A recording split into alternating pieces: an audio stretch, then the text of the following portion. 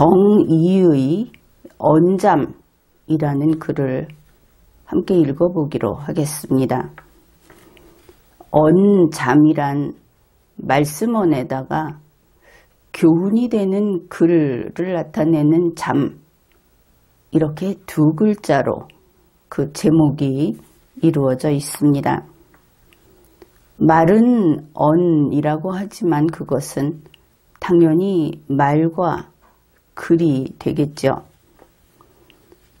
정이라는 사람은 1033년에서 1107년까지 살았던 사람이라고 하는데 우리로 치면은 고려시대 그쯤 되는 듯 합니다.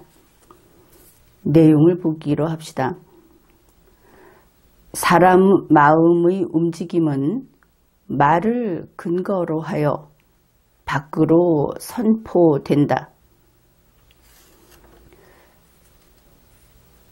무엇이 움직이는가 하면은 사람 마음이 움직입니다. 사람 마음이 움직인다. 이것이 마음이 움직이는 것인가? 아니면 생각이 움직이는 것인가? 여러 가지 면에서 곰곰 생각해 보십시오. 어떻든 사람의 내부에서 무엇인가가 움직입니다. 그것이 마음이든 심리적인 것이든 아니면 생각이든 판단이든 이렇게 되겠죠. 그런데 이 내부에 있는 것은 밖에서 알 길이 없습니다. 인식할 수 있는 영역 밖에 있는 것이죠. 그 본인을 제외한 세상 모두는 그것을 인식할 수 없습니다. 그런데 그 내적인 것을 말을 근거로 하여 밖으로 선포된다. 그 사람이 마음의 어떤 상태, 자신의 생각, 이것을 말이나 글로 밖에 표출함으로써 그 사람의 밖에 있는 세상 모두는 그 속마음을, 그의 속생각을 알 수 있게 되는 것이죠. 그러면은 이렇게 봅시다. 이 글에서 사람의 마음이라고 했으니까 일단 마음만 이야기를 하죠. 생각은 본인이 고의를 가지고, 그러니까 본인의 그 주체적인 그런 상태에서 생각은 전개된다. 이렇게 보겠지만 마음은 그렇지 않다. 따라서 마음은 크게 두 가지로 스스로 통제할 수 있는 경우가 있고 스스로 통제할 수 없는 경우, 이렇게 두 가지가 있겠죠. 그것을 밖으로 선포한다 하는 행위는 어떻습니까? 말을 하거나 글을 쓰거나 하는 것은 분명히 주체적으로 그 행위를 주도해 나가는 것이죠. 그것이 실수다. 이렇게 되면 좀 문제가 있다. 그렇게 보겠습니다. 따라서 내적인 어떤 상태를 밖에다 선포한다. 말이나 글로 밖에 내보낸다 하는 것은 이것은 본인의 그 의사표시다. 남들에게 내가 보여주겠다 하고 보여준 겁니다. 내가 안 보여줬으면 밖에서는 알 길이 없죠. 안에서 그것이 통제할 수 있는 것이었든 통제할 수 없는 것이었든. 그렇다면 머릿속에서 무슨 생각을 했는지, 속에서 어떤 마음의 동요가 있는지 하는 것은 나무라거나 따질 일이 아닙니다. 그것을 의지를 가지고 밖에 내보내는 행위를 한 자, 그 사람이 바로 선포한 자가 되겠죠. 말을 한 사람, 글을 쓴 사람, 사람들이 인식할 수 있도록 만든 사람. 따라서 말을 하거나 글을 쓴 것은 그 결과에 대해서 그 행위를 한 사람이 반드시 책임을 져야 한다. 그것을 알 수 있습니다. 여기에서 선포하는 행위를 하는 사람은 반드시 책임질 각오도 같이 해야 한다. 스스로 자기가 하는 말, 자기가 쓰는 글은 스스로 제어할 수 있어야 한다. 그렇게 되겠습니다. 그 다음 구절입니다. 말을 할 때 조급하거나 경망스러워지는 것을 막는다면 속마음은 고요하고 한결같게 된다. 여기에서 이 속마음이 누구의 속마음일까? 말을 하는 사람 혹은 글을 쓰는 사람의 속마음이 그것을 조급하거나 경망스럽지 않게 하면 고요하고 한결같게 된다. 어째서 그럴까? 말을 고요하게 하고 글을 고요하게 쓰면 그 내부의 심경, 그 내부의 생각이 요동치지 않겠죠. 1차적으로 그렇게 볼 수 있습니다. 그 다음에 이 속마음은 상대방의 말이나 글을 듣고 읽은 사람의 속마음도 될 겁니다. 이렇게 조급하지 않고 경망스럽지 않게 하는 말이나 글을 접하면 그 상대방도 마음이 고요하겠죠.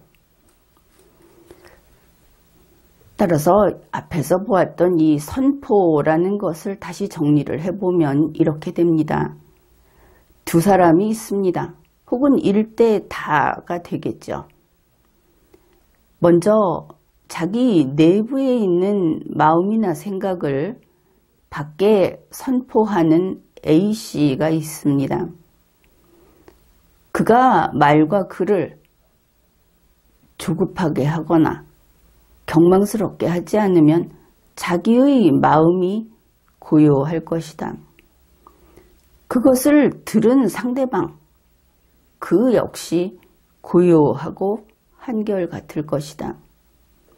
그러면 고요한 말과 글을 듣고 읽은 사람은 거기에 다시 대답을 돌려보낸다든지 글을 돌려보낼 때 역시 고요하고 한결같을 것이다. 그렇게 되겠죠. 그런데 여기에서 유의할 것은 상대방의 마음을 편안하게 하기 위해서 그래서 거기에 맞춰서 자신의 생각을 바꾸어서 내보내는 것도 여기에 해당하느냐. 그것은 품이 없는 짓이다. 이렇게 이야기를 하겠습니다. 자신의 생각, 자신의 마음을 밖에 내보낼 때는 상대방에게 맞출 필요는 없습니다.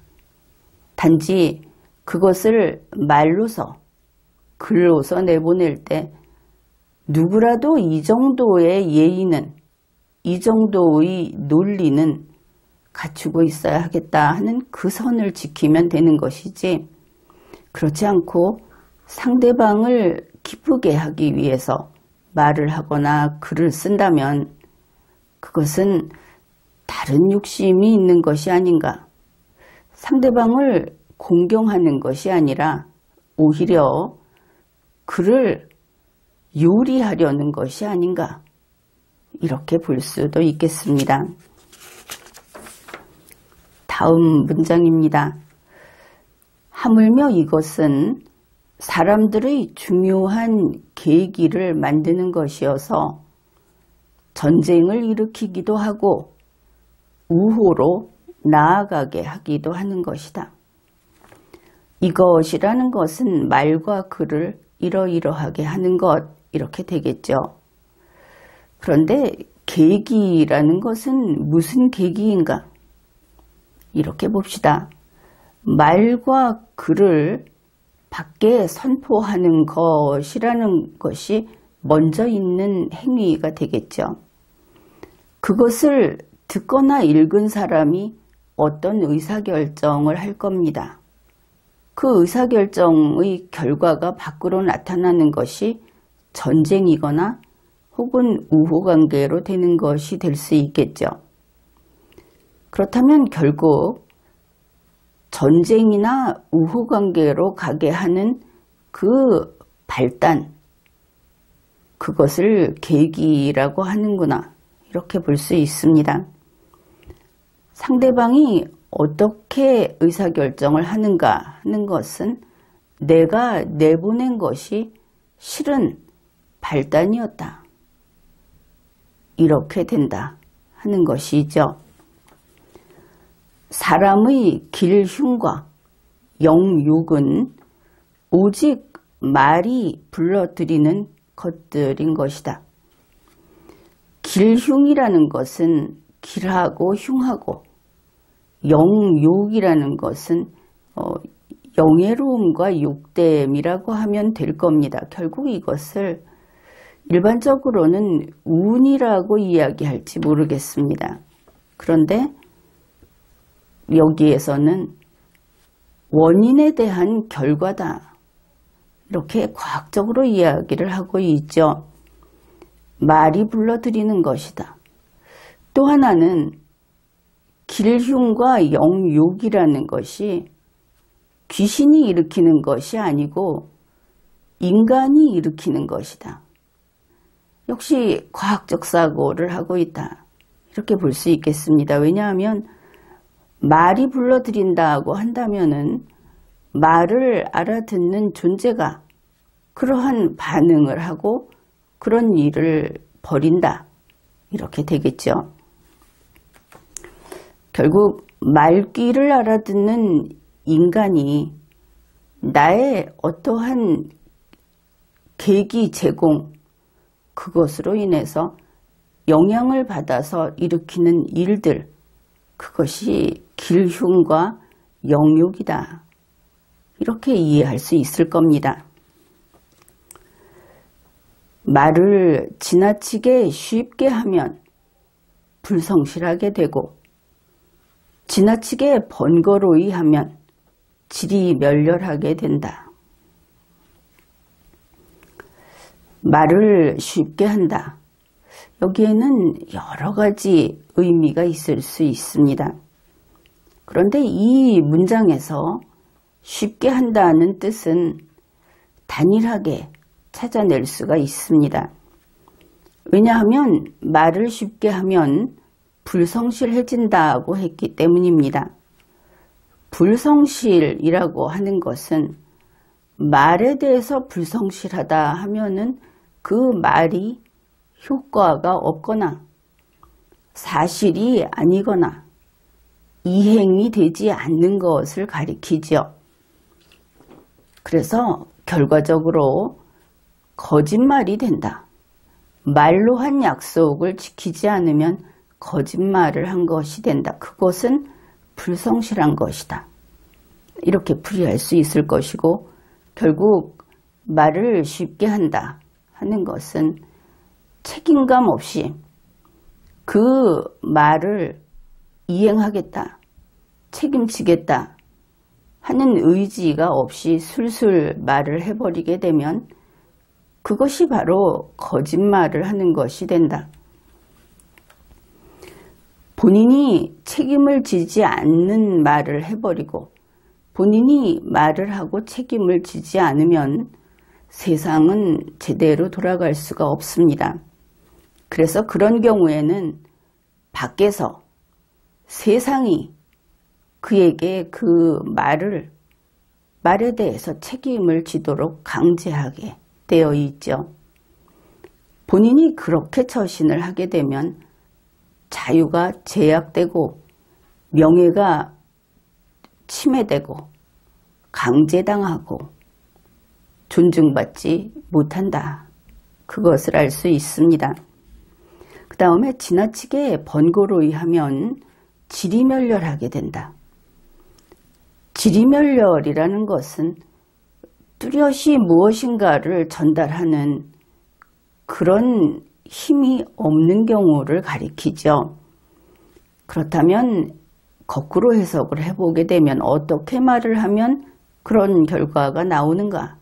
이것을 찾아보면 지나치게 번거롭다 하는 말이 본론으로 바로 들어가서 핵심을 이야기하지 않고 변죽을 울리는 것을 길게 한다든지 혹은 너무 관계없는 이야기를 많이 핵심을 벗어나서 하게 되면 그 뜻을 전달할 수 없게 된다. 이렇게 될 겁니다. 그 다음에 자기 멋대로 말하면 사물과 어긋나게 되고 도리에 어긋나는 말을 하면 도리에 위배된 보답이 오게 된다. 자기 멋대로 말을 하면 사물과 어긋나게 된다. 어떤 인간 관계에서 그 말의 의미가 분명히 정해져 있죠. 그래야 말이 말로서 재구실을 하는 겁니다. 그런데 오늘 동쪽이라고 해놓고 나는 서쪽을 가리킨 것이다. 이렇게 되면 세상과 어긋나게 되죠. 그의 말은 말로서 가치를 잃게 되는 겁니다. 그래서 자기 멋대로 세상의 그 언어라는 것은 또 하나의 법도 규칙이다 이렇게 볼 수 있겠죠. 언어는 고도의 논리 구조다 그렇게 이야기를 한 적이 있습니다. 나만 옳다, 나만 되는 대로 이야기하고 상대방이 어떻게 알아들었든 내가 알 바가 아니다. 이렇게 하면 안 된다. 그런 것이 허용되지 않는다. 그런 겁니다. 그 다음에 도리에 어긋나는 말을 한다. 이것이 예에서 벗어나는 말을 한다. 그런 뜻인데 상대방에게 공손하게 한다. 그런 뜻하고는 조금 차이가 있습니다. 이 글을 쓴 그 옛날 또 우리의 역사를 보더라도 불과 100년 전까지만 거슬러 올라가면 이 예라고 하는 것이 법이라는 글자로 바꿔 쓸 수 있던 그런 시대였습니다. 따라서 도리, 즉 예에 어긋나는 말을 하게 되면 처벌을 받겠죠. 그것을 도리에 위배된 보답이 오게 된다. 물론 보답을 이렇게 쓸 수는 있습니다. 그러나 이 경우의 보답은 좋은 뜻이 아니다. 그럴 때는 보답이라고 쓰는 것은 너무 광의의 단어를 쓴 것이 아닌가 이렇게 볼 수 있겠죠. 죗값을 치르게 된다. 혹은 응징받게 된다. 이렇게 될 겁니다. 마지막 문장입니다. 법도에 어긋나는 것은 말하지 말고 이 교훈을 공경하도록 해야 한다. 예에 어긋나게 말을 하거나 글을 써서는 안 된다. 이 세상에는 여러분 한 분 한 분이 존엄한 인간이듯이 여러분의 눈앞에 있는 모든 사람이 한 사람 한 사람이 존엄한 인간이다. 그러니 존엄한 인간에게 설령 그가 나와 뜻이 다르거나 나와 취향이 다르거나 때로는 옳지 않은 일을 하더라도 내가 예를 버려가면서 그의 옳지 않음을 이야기하는 것은 역시 옳지 않다. 그런 겁니다. 옳지 않다는 이야기도 예를 갖춰서 해야 한다. 그렇게 되는 것이죠. 끝으로 이 교훈을 공경하도록 해야 한다. 여기에서 주의할 것이 있습니다. 어떤 훌륭한 교훈이 있습니다. 그것을 공경하는 것이 옳은가 하는 문제인 것이죠. 어떤 교훈을 공경하게 되면 교훈이 존엄한 여러분보다 위에 있게 됩니다. 존엄한 여러분이 교훈에 복종하게 되어 버리는 것이죠. 그것은 옳지 않습니다. 어떤 따를 만한 본인이 이것만큼은 지켜야 하겠다고 생각하는 교훈이 있거든 그 교훈을 여러분 스스로 교훈으로 세우십시오. 그래서 나는 이렇게 하겠다. 이렇게 하라 하는 것입니다. 교훈이 있으니 저 교훈에 따르겠다 하면 안 된다. 여러분은 세상의 어느 교훈보다도 존엄한 존재이기 때문에 자기 자신을 절제 있게 그렇게 삶을 관리하는 것조차도 외부로부터 그러한 지시를 받으면 안 되고 여러분 스스로 그러한 결정을 해서 자기 관리를 해야 한다. 그런 뜻입니다.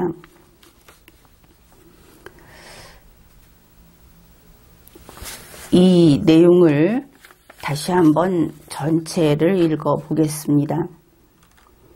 언잠, 정의. 사람 마음의 움직임은 말을 근거로 하여 밖으로 선포된다. 말을 할 때 조급하거나 경망스러워지는 것을 막는다면 속마음은 고요하고 한결같게 된다. 하물며 이것은 사람들의 중요한 계기를 만드는 것이어서 전쟁을 일으키기도 하고 우호로 나아가게 하기도 하는 것이다. 사람의 길흉과 영욕은 오직 말이 불러들이는 것들인 것이다.